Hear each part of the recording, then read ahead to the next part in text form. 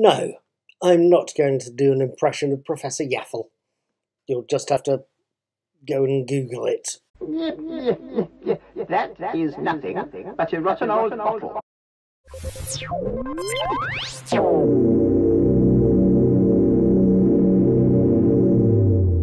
Right then, hello, good morning, good evening, good afternoon, whatever it is, wherever you are. My name is Paul, I'm also called Knickknack. I'm the brains behind Knickknack's Daily Teaser, which is a fun set of brain teaser quizzes. Hopefully YouTube will throw them at you at some point. I'm also the brains behind a lot of movie reviews. I watch movies. If I like them or don't like them, I try and write a review about them and do the video equivalent as well here on YouTube. And I also write about TV shows on my blog, Knickknack's Old Peculiar. I write about TV shows, movies and stuff, and I try and do video reviews to let you know what I thought of them. Last week, and you'll probably see this in the playlist, you'll probably work this out from seeing that. Last week, I saw the first episode of the reconstructed Doctor Who series Galaxy 4, the old William Hartnell story. I saw that first episode. I let you know about it. Last night, on the 4th of March, I saw episode 2, Trap of Steel, and I want to tell you about it now. Episode 2, Trap of Steel, picks up from last week's cliffhanger, with the Doctor, William Hartnell, realising the planet that he, Stephen and Vicky, Peter Purvis and Maureen O'Brien, are on, alongside the warring Dravins and Rills, it doesn't have 14 days before they need to get off the planet. They've got 2. Something the Doctor is coerced into telling Marga, Stephanie Bigby, the Dravin leader, when the pair get back to the Dravin ship. In the wake of this, Marga sends the Doctor and Vicky to search for and search inside the real ship, whilst keeping Stephen as a hostage. Stephen doing his best to try and persuade one of the Dravin clones to overthrow their leader. Vicky and the Doctor encounter some patrolling chumblies whilst trying to find the Rill and realise that that's where they'll be heading for. It's only Vicky's quick wit and a well-aimed rock that shows the pair the chumbling's super-sensitive hearing only works in front of the robots. It can't detect anything behind them. That is the only thing that gets them to and in a real ship. One that smells strongly of ammonia. Now, what did I think of this episode? What do I think? What do I reckon? What do I know? What do I see? What do I smell? Just to make sure you know, I don't actually smell ammonia. I don't actually think I could tell you what ammonia smelled like if I could. It's one of those things you don't get that to smell that often if you're living in a suburban flat in Essex.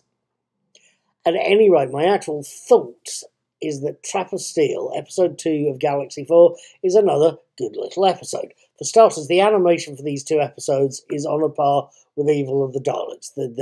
You can tell there's a bit of 3D modelling going on with some of the opening doors and some of the set pieces. The detailing, again, is good. And the colour palette is superb. The Dravin ship, the surface of that is wonderfully detailed, and the colour palette generally around is quite strong. It's good to see. The older I get, the less strong my eyes get, so a strong colour palette, vivid orange one for the planet, to give you an example. Lots of rust on the spaceship. The greys and blacks of the exterior of the real ship, the reds and blues of its interior. It's a good, vivid colour palette, and it's something I can appreciate. The only thing I think that lets the colour palette down is simply the fact that the shade of orange they've chosen for the opening sequence seems a little bit too strong for the Hartnell area one. Quite why the colorised version of the Troughton episodes I've seen look a lot better, I don't know.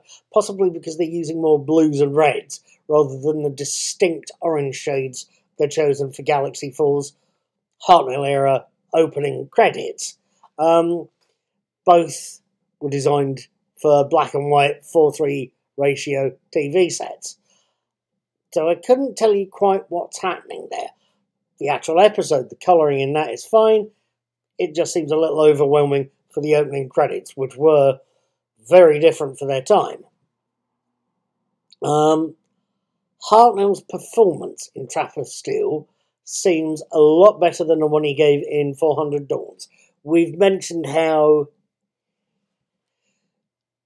I talked last week of how his arteriosclerosis seemed to be affecting him in that particular episode. This one, it didn't seem to be. He seemed, at least I should say, or clarify, that he seemed a bit more with it in this episode. He a little more together, if you want the American phrase.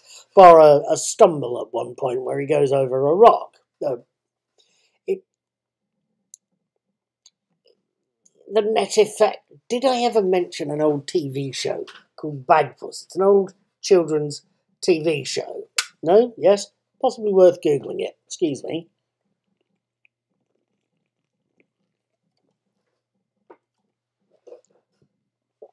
It's about a magical cloth cat, the Bagpuss of the title, and his assorted magical friends. One of those magical friends is an old carved old wooden bookend in the shape of a woodpecker called Professor Yaffle. And while I'm told they loosely based Yaffle on Bertrand Russell, a philosopher, Yaffle always makes me think of William Hartnell's Doctors. In this particular episode, he seemed even more slightly yaffly than ever before. It's very notable. If you've seen some of Hartnell's episodes, and some of those older episodes of Bagpuss, complete with Yaffle doing his nya thing, you'll see what I mean, I think. But yaffling aside, Hartnell seems functional in this episode. That could easily be because he's having a good day on the day of the actual recording, but easily and equally it could also be down to Purvis and O'Brien, Stephen and Vicky, doing a lot, or giving a lot of behind-the-scenes support to their leading actor.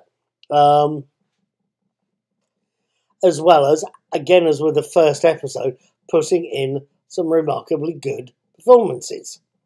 Purvis, I kept mentally thinking last night he was going to start playing darts. He famously commentated on the UK's darts performances for many years. O'Brien, it has to be said, had quite an attractive speaking voice. What can I tell you? The woman was a professionally trained actress. That's par for the course. They put in good performances, and it's also got to be said, so did Stephanie Bidmead as Marga, the drive-in leader. She makes for a great villain. Her death at the age of 45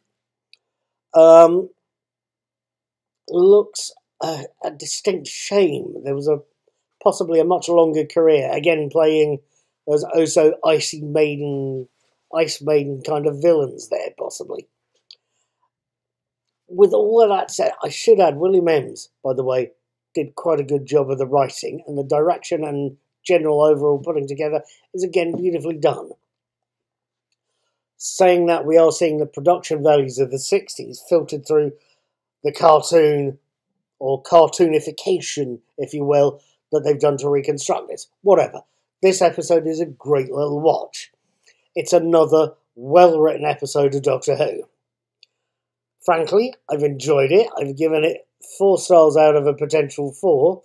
My rating system starts at 0, I should add, so 0 is forget it, 4 go and see it. At either rate, I'm going to be watching the next episode, Airlock, on Friday the 11th of March. It's 15:45. I'll be watching the next episode, Airlock, on Friday the 11th of March, 2022, next Friday. I will have my reviews up the next day. I would love it if you joined me and left me a comment or two on either the video or written version of this review. I'll catch you then. You take care. Have a good week. See you next Friday, folks. Just as a postscript, I kept thinking Galaxy Falls writer William Ems, I've mentioned him in the main part of the review, I kept thinking he nicked the word Dravin, Drahvin, the name of the villains of the piece, from Hindu mythology. A quick search on Wikipedia says the only mention of the word Dravin on the whole of the site is in the entry for Galaxy 4. I don't know why it makes me think of Hinduism, except that possibly because the word Dravin sounds vaguely like Brahmin. I think it's Sanskrit, whatever it is. It's the Indian word for a Hindu priest, a high caste Hindu priest.